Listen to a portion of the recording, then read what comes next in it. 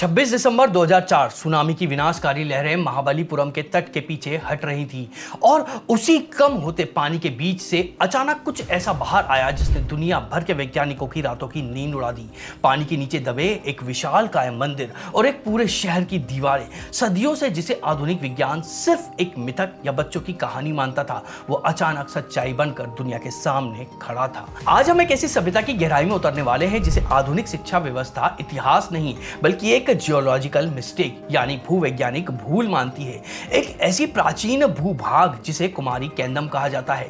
इसे ध्यान से समझिएगा क्योंकि ये इस कहानी के तार सीधे उस ग्लोबल मिस्ट्री से जुड़ते हैं जिसने आज भी दुनिया भर के शोधकर्ताओं को उलझा कर रखा हुआ है। हम बचपन से सुनते आए हैं कि भारत का इतिहास सिंधु घाटी से भी पुराना है। संगम काल की प्राचीन कविताएं बताती हैं कि भारत का दक्षिणी हिस्सा आज जैसा दिखता है वैसा हमेशा नहीं था। लेकिन आज जियोलॉजी यानी भूविज्ञान की दुनिया में कुमारी कैंडम को सिरे से खारिज कर दिया जाता है। ऐसा क्यों हुआ? इसके पीछे 1864 की एक बहुत बड़ी भूल है। फिलिप स्क्लेटर नाम के एक अंग्रेज वैज्ञानिक को भारत और मेडागास्कर में लीमर नाम के जानवर के जीवाश्म मिले, लेकिन बीच में अफ्रीका में वो नहीं मिले। अब लीमर तो तैरकर इतना बड़ा महासागर पार नहीं कर सकता है, तो फिर फिलिप ने एक अनुमान लगाया कि अवश्य ही भारत और मेडागास्कर के बीच में एक जमीन का टुकड़ा रहा होगा जो अब डूब गया है। उन्होंने उसका नाम रखा लेमुरिया। ये नाम किसी प्राचीन ग्रंथ से नहीं लिया गया था, ये सिर्फ एक थ्योरी थी।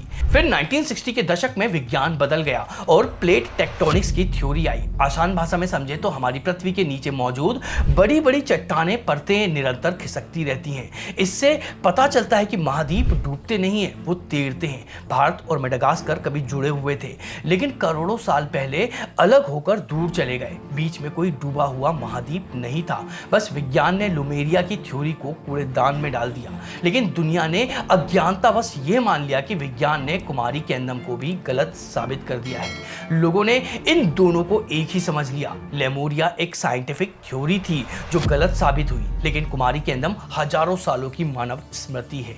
साउथ के शिलापट्टिकारम जैसे प्राचीन महाकाव्यों में नदियों के नाम, कुमारी पर्वत और उस महान बाढ़ का विस्तार से वर्णन है जिसे काडल कोल कहा जाता है। हमारे पूर्वज जिन्होंने दुनिया का पहला व्याकरण लिखा, वो हमसे झूठा इतिहास क्यों कहेंगे? इस प्रश्न का उत्तर आगे जाकर आपको और भी अधिक चौंका देगा, लेकिन उससे पहले मेरा आपसे एक प्रश्न है। क्या आपको लगता है कि दुनिया भर की प्राचीन किताबों में जो प्रलय या महान बाढ़ का वर्णन है वो सिर्फ एक कल्पना है, या फिर हमारे पूर्वजों ने सच में कोई ऐसा महाविनाश अपनी आंखों से देखा था? अपने विचार आप हमें नीचे कमेंट में जरूर बताइएगा। अब एक बहुत ही विचित्र संयोग देखिए। जब हमारे पूर्वज दक्षिण भारत में अपनी डूबती हुई जमीन को देख रहे थे, ठीक उसी समय हजारों किलोमीटर दूर ग्रीस में एक महान दार्शनिक प्लेटो भी एकदम यही कहानी लिख रहा था। एक अत्यंत विकसित सभ्यता जो एक ही रात में समुद्र में समा गई। प्लूटो का अटलांटिस, उस समय ना इंटरनेट था ना हवाई जहाज। ये संस्कृतियां शायद कभी एक दूसरे से मिली भी नहीं होंगी। फिर भी मैक्सिको के एजेक्ट, ग्रीस के दार्शनिक और मुदेर के कवि एकदम एक जैसे प्रलय की बात क्यों कर रहे हैं? प्लेटो ने लिखा था कि अटलांटिस उसके समय से 9000 साल पहले डूबा था।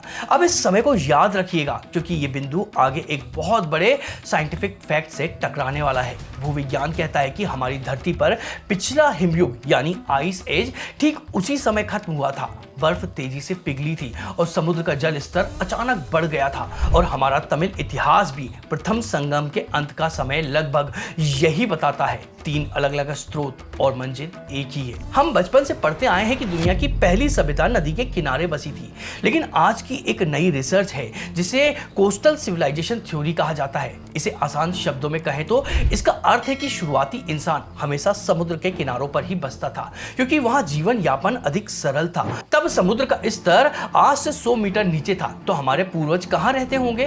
वो उस जमीन पर रह रहे थे जो आज पानी के नीचे डूब चुकी है। इसका सीधा सा अर्थ है कि कुमारी कैंडम, अटलांटिस और इंडोनेशिया का सुंडालैंड ये अलग अलग द्वीप नहीं थे। ये एक ग्लोबल कोस्टल सिविलाइजेशन यानी वैश्विकीय तटीय सभ्यता का हिस्सा थे। हम आज जिन लोगों को आदिवासी समझते हैं, हो सकता है कि वो उस महान सभ्यता के बचे हुए लोग हों जो जान बचाकर आज के ऊंचे तटों पर भाग आए थे। हमें अक्सर कहा जाता है कि कोई महाद्वीप रातों रात नहीं डूब सकता है। विज्ञान सही है, चट्टानें इतनी जल्दी नहीं खिसकती हैं, लेकिन किसने कहा कि जमीन नीचे धंस धसी थी? क्या ये संभव नहीं है कि जमीन वही थी, बस पानी ऊपर आ गया हो? विज्ञान इसे मेल्ट वाटर पल्स कहता है। आसान शब्दों में, जब विशालकाय ग्लेशियर पिघलते हैं तो समुद्र का पानी धीरे धीरे नहीं बल्कि एक झटके में बहुत तेजी से ऊपर बढ़ता है। आज से लगभग 14,000 साल पहले समुद्र का स्तर 1 या 2 मीटर नहीं, पूरे 120 मीटर ऊपर उठा था और ये पानी झटके में बढ़ा था। 3 बड़े पल्स आए थे। अब याद कीजिए, तमिल साहित्य क्या कहता है? 3 संगम, 3 बार डूबना, जिसे हमारे कवि प्रलय कह रहे थे। आधुनिक विज्ञान उसे मेल्ट वाटर पल्स भी कहता है। नाम बदल गए लेकिन घटना वही एक ही है। अगर आप ठोस सबूत खोज रहे हैं तो नेशनल इंस्टीट्यूट ऑफ ओशनोग्राफी ने पुंपहार के तट पर समुद्र के नीचे सोनार स्कैनिंग की।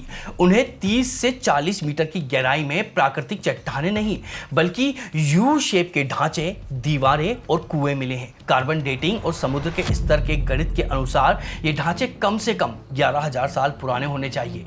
11,000 साल। इतिहास की किताबें कहती हैं कि उस समय इंसान सिर्फ शिकार कर रहा था, लेकिन पुंपहार के नीचे दबे वो पत्थर कह रहे हैं कि वहां एक सुनियोजित शहर था। जब हम कुमारी केंदम कहते हैं तो हमें किसी अलग से तैरते हुए टापू की कल्पना नहीं करनी चाहिए। ये भारत का एक्सीडेंटल कॉन्टिनेंटल शेल्फ था, मतलब समुद्र के किनारे की वो उथली जमीन जो पानी के अंदर एक काफी दूर तक फैली हुई थी।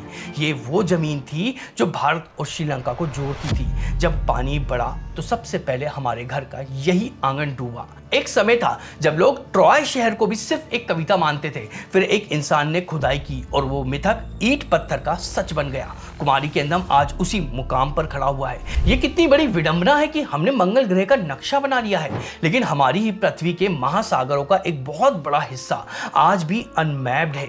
वहां घोर अंधकार है। विज्ञान में एक कहावत है कि सबूत का ना मिलना इस बात का सबूत नहीं है कि वो चीज वहां नहीं है। जैसे जैसे हम समुद्र की गहराइयों में जाएंगे, इतिहास की किताबें अवश्य दोबारा लिखी जाएंगी। ये कहानी सिर्फ जमीन के एक टुकड़े की नहीं है, हमारी पहचान की है। ये बताती है कि हम अचानक सभ्य नहीं हुए हैं, हम एक महान विरासत के वारिस हैं। हम उन लोगों के वंशज हैं जिन्होंने प्रकृति का सबसे रौद्र रूप देखा, अपना सब कुछ खोया लेकिन अपना ज्ञान बचाकर लेकर आ गए।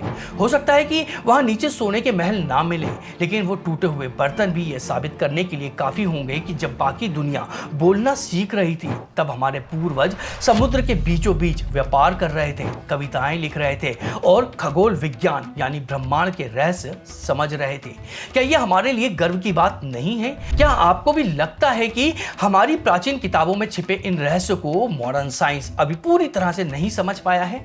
इस पर आपका क्या सोचना है, आप हमें कमेंट में जरूर बताइएगा, क्योंकि इतिहास किताबों में बंद होकर मर जाता है, लेकिन हमारी चर्चाएं वह हमेशा जीवित रहती हैं। और ये वीडियो अगर आपको पसंद आया तो इसको लाइक करिएगा, अपने साथियों के साथ में शेयर करिएगा, और हम इसी तरह से रोचक विषय पर वीडियो बनाते रहते हैं। अगर आप उनको लगातार देखना चाहते हैं तो उसके लिए आप हमारे चैनल को सब्सक्राइब जरूर कर दीजिएगा।